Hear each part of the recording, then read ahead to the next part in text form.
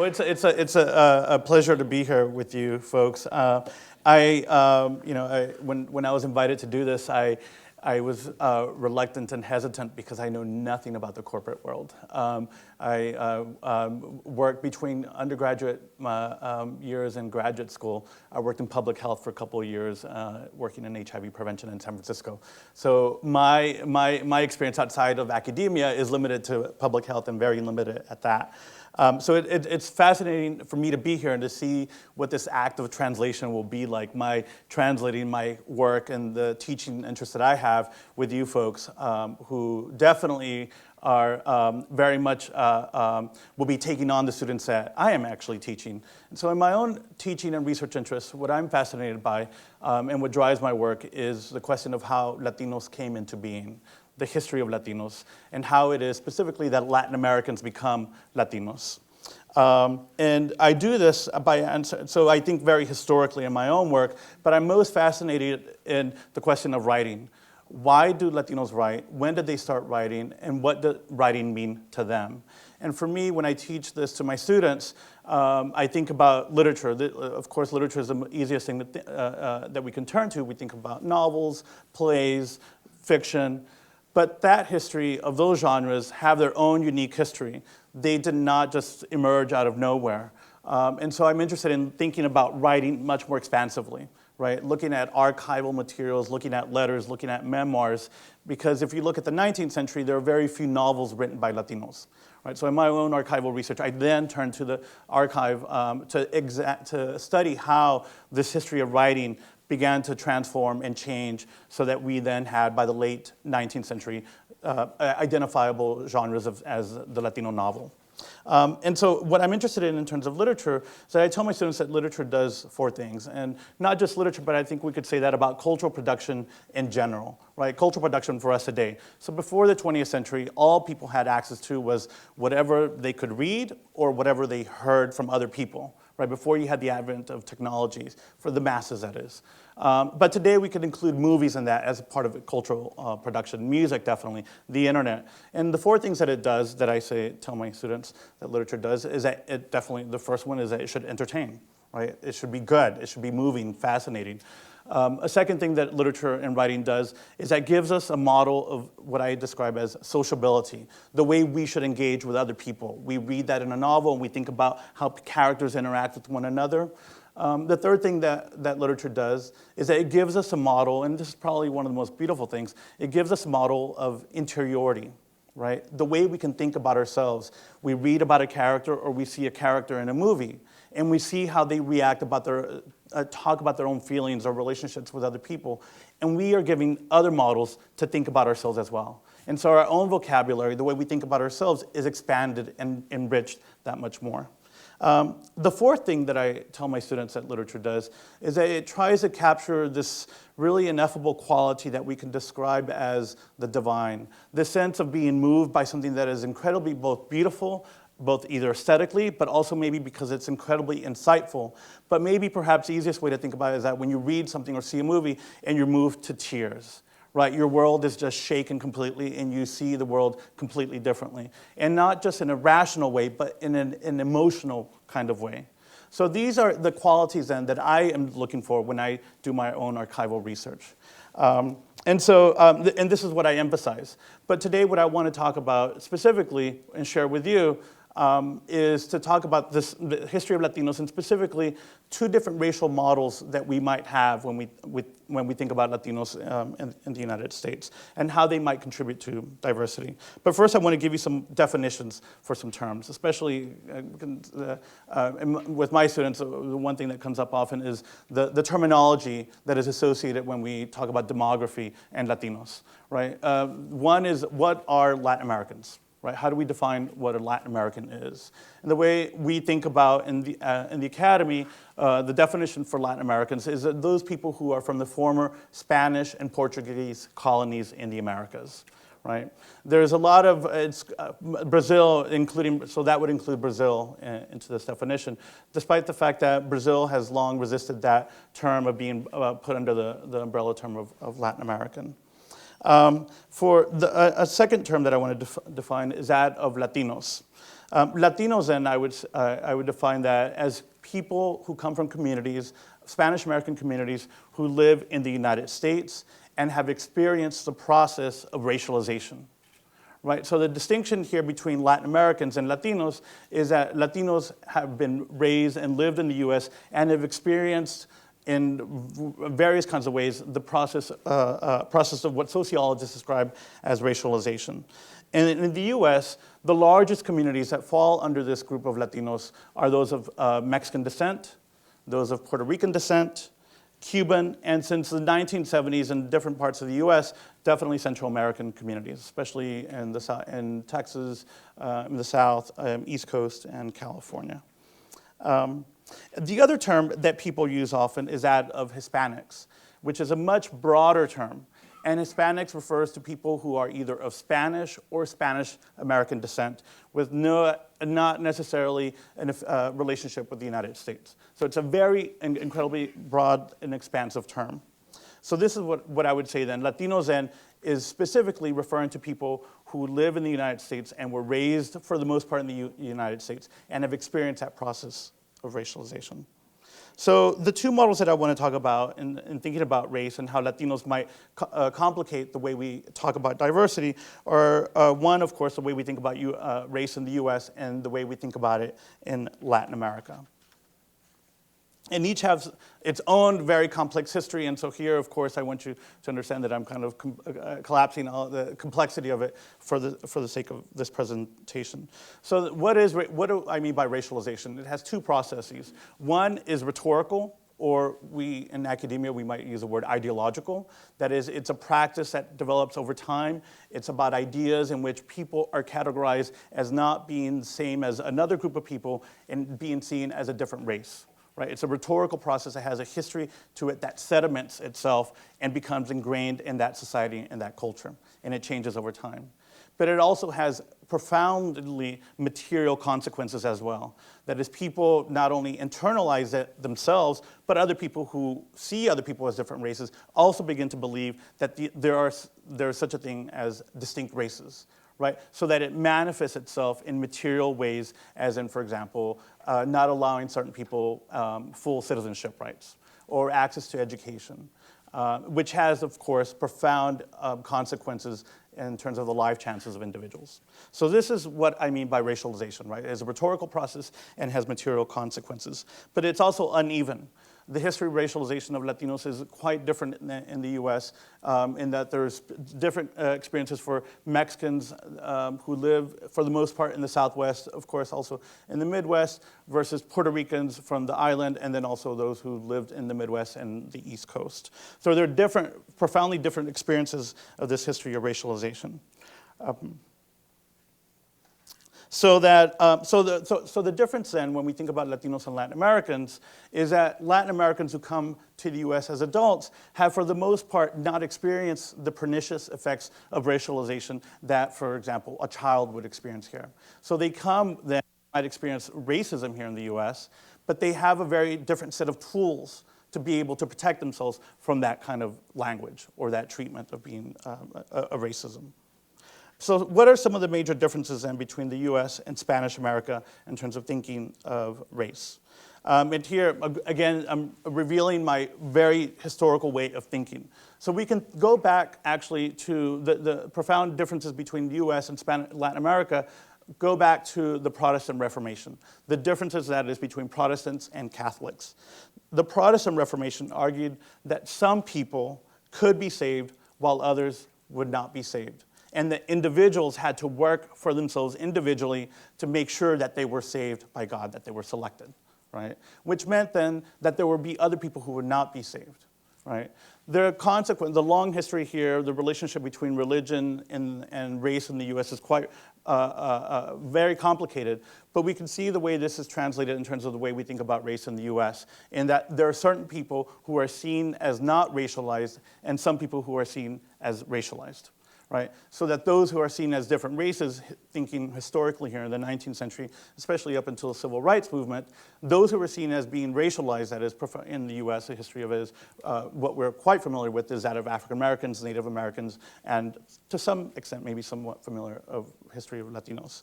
So they were excluded from participating as full citizens. Right? People of different races were excluded from fully living, inhabiting that society with those other people who were elected, right, to participate in that society.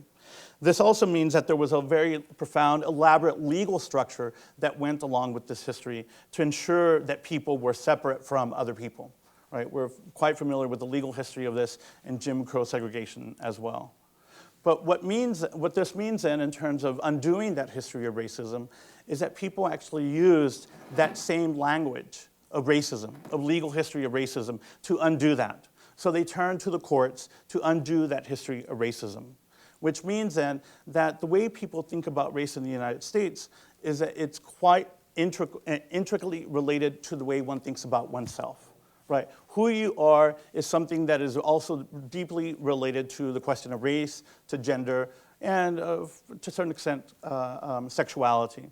Class is something that is not as a profound, important kind of component to the way individuals think about themselves in the United States. So then, as a result then, because of this history, this what scholars describe as a reverse formation.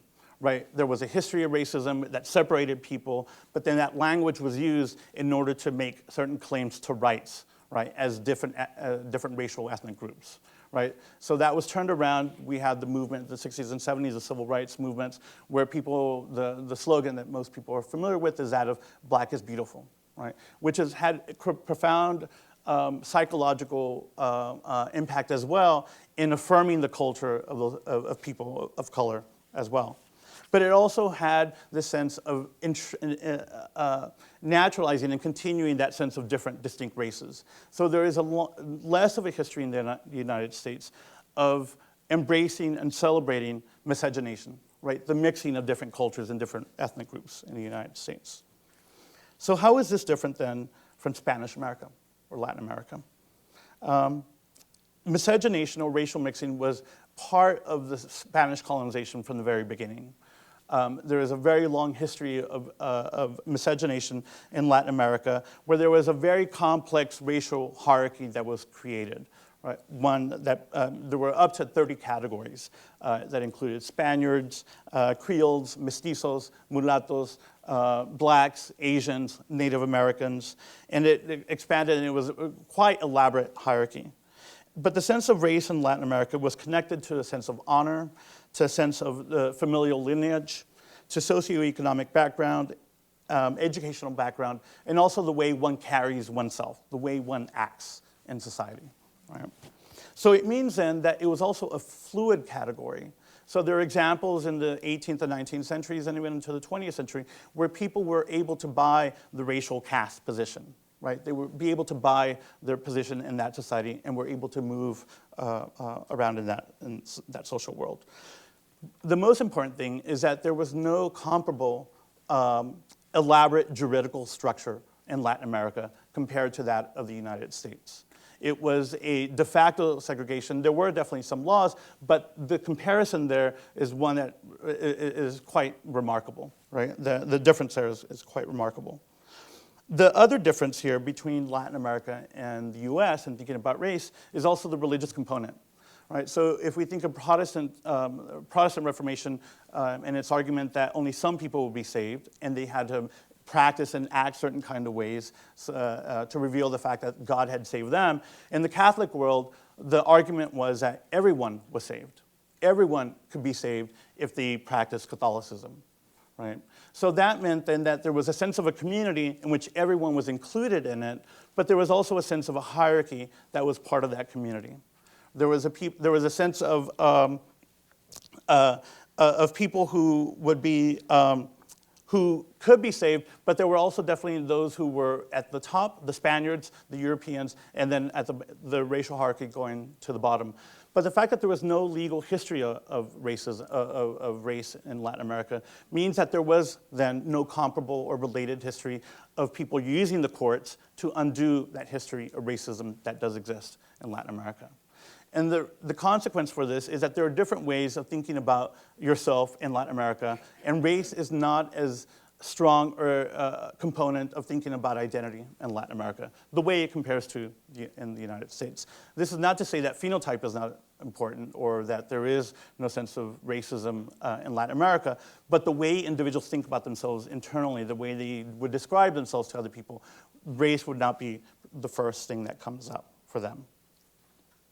So then what does this mean then for Latinos in the United States today? So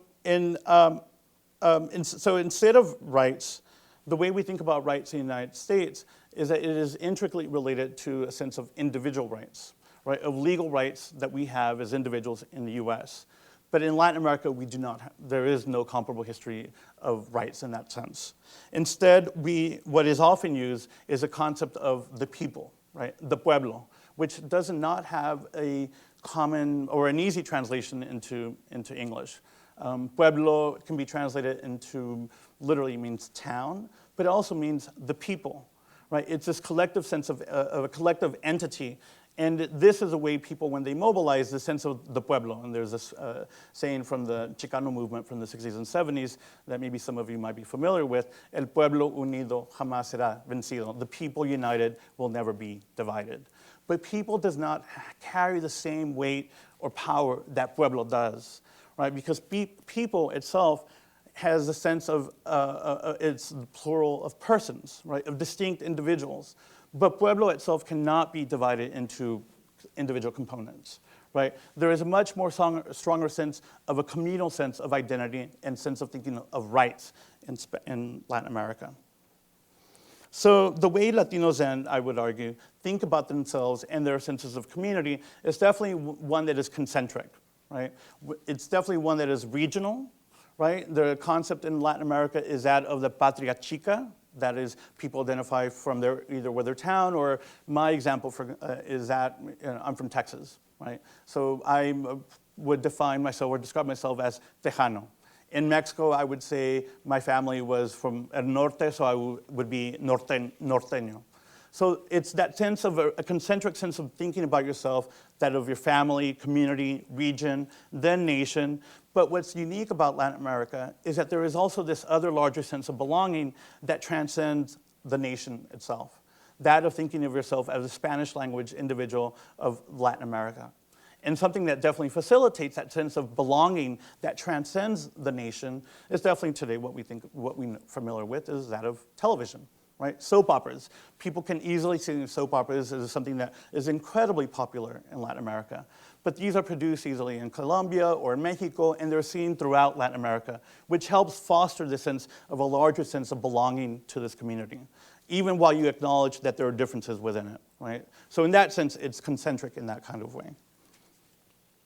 So so stigma then definitely is assigned to questions of phenotype and race, but it's also just as, and perhaps maybe even more so, that of class and socioeconomic background that is seen in Latin America often as being quite naturalized, right? That is, that you come from a certain kind of pedigree that puts you in a certain kind of class position that is quite natural and perhaps maybe could be compared to the way race works in the United States. So the way we can think about the expanding numbers of Latinos in the United States today is that they will definitely bring with them this different way of thinking about racial mixture of mestizaje, and perhaps through reading some of their text, that's what I would argue with my students, but also even in media, through movies or music. Right, this different way of belonging in which the complexity of race, whether Latinos could be, of course, of indigenous descent, of African descent, Asian descent, and all those different mixtures, is one in which people think of themselves as definitely multicultural, but where race is not rooted in phenotype and blood quantum.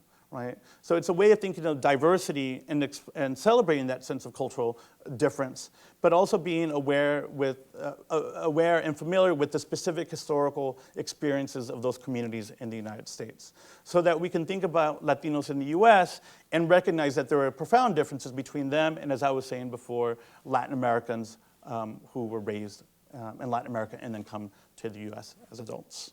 But this, however, I mean, is more of a question for sociologists, or even especially for you, of answering this question of how you can actually use this knowledge in the corporate world. I'm not as familiar with the kind of questions that you're all engaged with, but I'm hoping that during our Q&A we'll be able to address this question and to be able to translate our ideas a little bit more. So thank you very much.